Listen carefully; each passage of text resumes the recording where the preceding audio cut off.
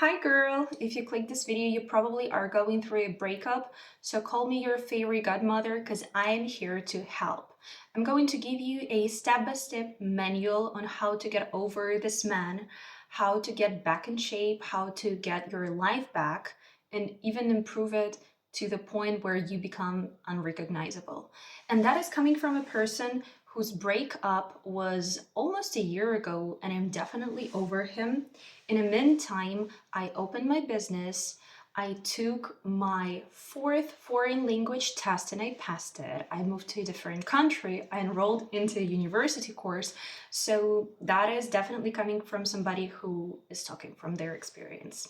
So sit back and relax. Wipe down your tears if you have them, and let's get started. You need to realize now it's over. Like, it's 100% completely over. There is no way back. There is no, oh, I'm going to call you at 2 in the morning. I'm going to drop you a text. Like, are you sleeping at 3 a.m.? No. If it was your soulmate, if it was the father of your children, he would not act this way.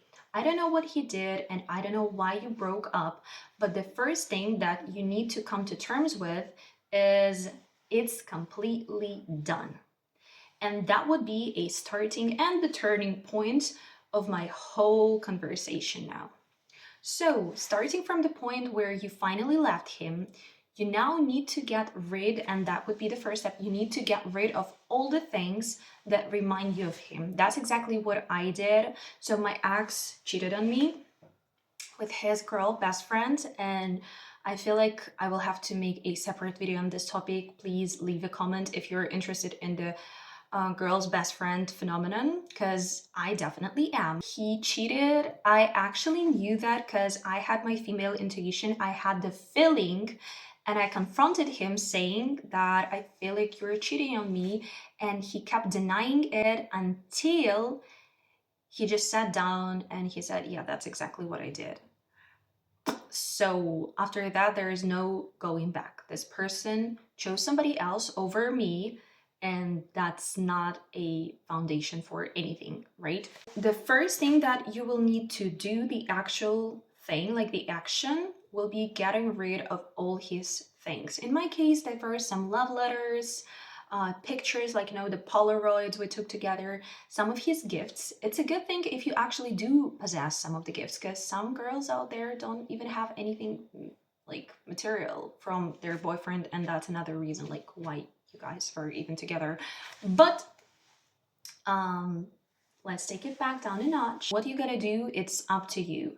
So I personally returned those things to him. I didn't want to throw it away because that was very important for me to give his shit back to him. I actually felt that I was giving all my love, all my emotions, all my feelings back, and he could take it or not, it doesn't matter, but I'm not throwing it away because this relationship was important for me. So what I did, I gave it back.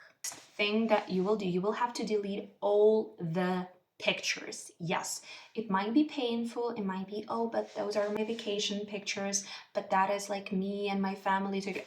I don't want to listen to this bullshit.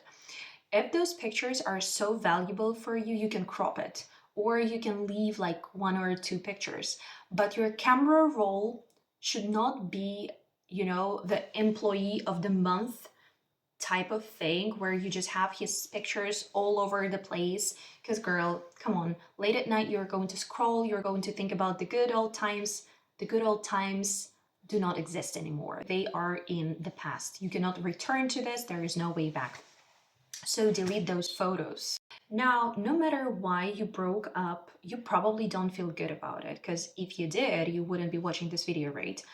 And you have to imagine that your sufferings look like a pile of snow or a pile of, I don't know, oatmeal, so a pile of something, right? And God, or whatever you believe in, gave you this pile of sufferings as a lesson, but it's not endless. So you gotta eat and live through this pile until it's over, because there is definitely an end to your sufferings. So when you have just broken up, you are probably on the verge of tears. You want to cry. You want to listen to sad music. You want to think about him 24/7. You want to go to his house if you live in the same city or whatever. You want to talk to his friends. And I'm going to say a controversial thing, but that's exactly what you should do unless you actually contact him. That is very, very important. So what I did, I listened to a bunch of sad songs. I actually cried, I bawled my eyes out. I wasn't eating well, so I lost a lot of weight. Do not recommend. However, as I was doing this, this pile of suffering was disappearing step by step. Because, and please note this down, you cannot smoke, party, or fuck your way through a breakup. You cannot. Because while you are substituting your bad experiences and your sufferings with something funny, your suffering pile does not disappear, it stays there. So, whatever you're done partying, that will be in a week, 2 weeks, a month or so, your pile stays untouched this whole entire time, meaning that you would have to go through this work all over again, and you will start going through your breakup when your ex has already moved on. So the sooner you start, the better. If you want to cry, cry. If you want to listen to sad music, go ahead and give yourself a little Mariah Carey playlist or like early 2000 Russian music. That's what I did. But yeah, that's exactly what you should be doing. Then the next thing, as I was talking about the suffering pile, while you are suffering, you are taking your energy back. So that means that you are not wasting your energy on this man anymore. However, you're not accumulating your new energy. So you gotta start moving, and that would be your step 3 or 4. You gotta get active. And by active, I mean not active on your dating apps, not active in the club, but literally active. You gotta start doing sport, like anything. You can go dancing, you can begin with a little morning yoga, Pilates, or like morning exercise, whatever.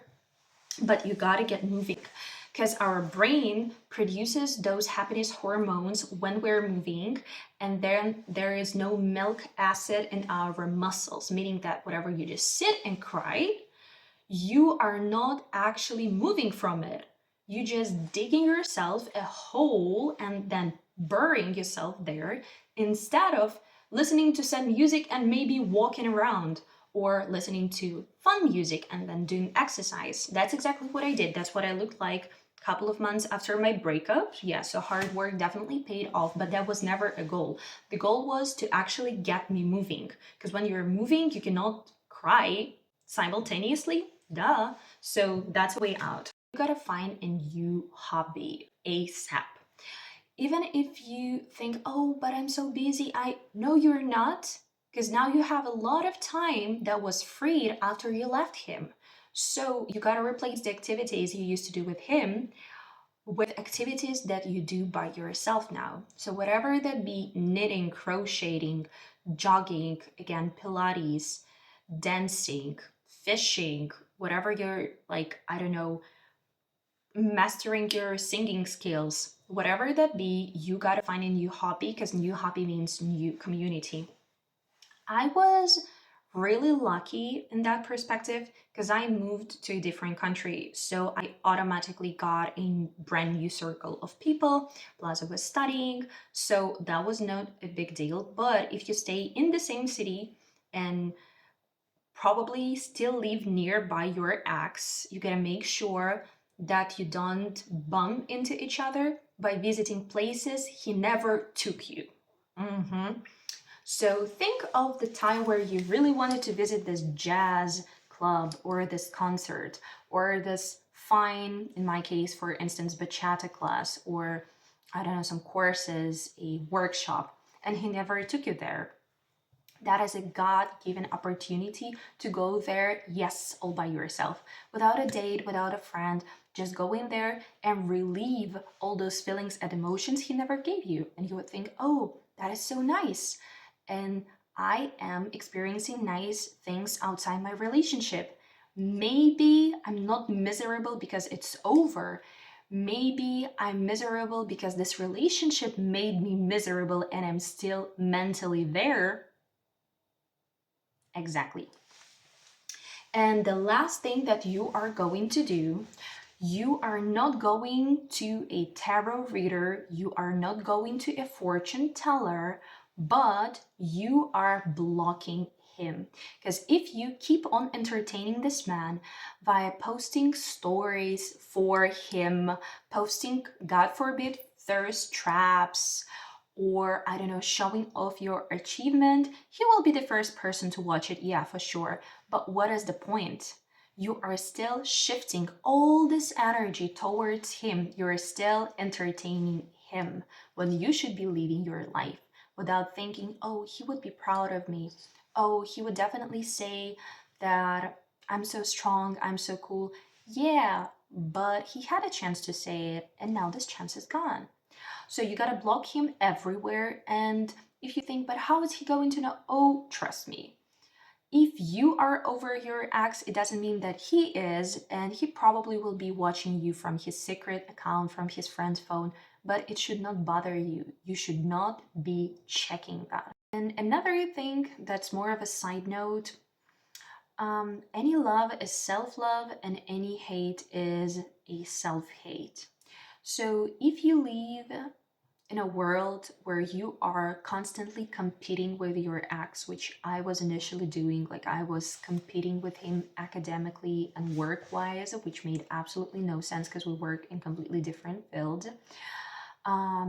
You would continue hating everything that you do because you would never know whether that's enough or whether that's too much. And you got to really cut yourself out from the situation.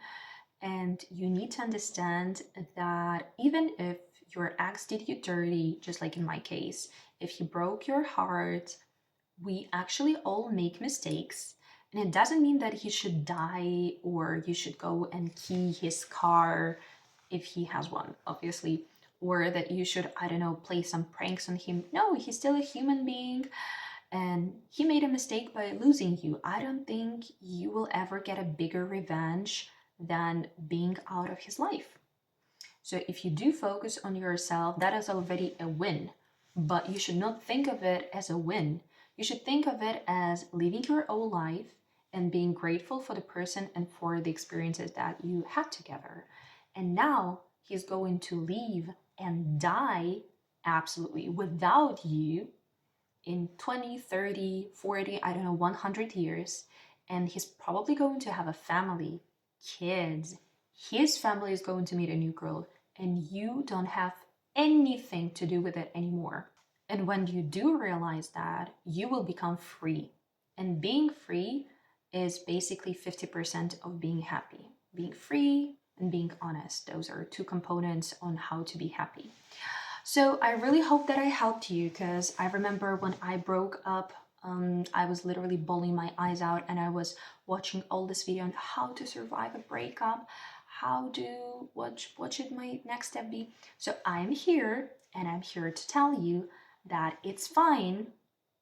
There is a life out there and there is a beautiful life to live for you without this boy, with your new friends, your hobbies, your new tone body, and this life will be filled with love because this love will be brought to you by yourself. And that is the biggest and most genuine love anybody can ever experience. That is a self love. Taking care of yourself, taking care of your mind and body. And please don't hate him. Don't say, oh, I'm so much better. Now you're off alone. Yeah, that's fun to sing it in a song, but don't get stuck on this thought because that's a person and he's going to move on and you should genuinely wish him happiness. Just not in your life. I hope that really helped. And if you do have any questions or suggestions or your life stories, I would be so grateful if you shared it. I still have some tips and I have a lot of new videos coming out on different life topics. So let me know which one to publish first. So have a great, great day. I'm wishing you the best of luck and a lot of love in your life. Bye.